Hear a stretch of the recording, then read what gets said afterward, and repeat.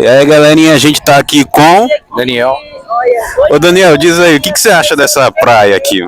é maravilhosa, é muito bom, pessoal top. A gente vem trabalhar aqui para pagar a terapia ocupacional do nosso filhinho que tem síndrome de Down e o pessoal sempre dá uma força. E agora nós encontramos nosso amigo aqui que está fazendo a entrevista com nós e está dando uma força para nós também.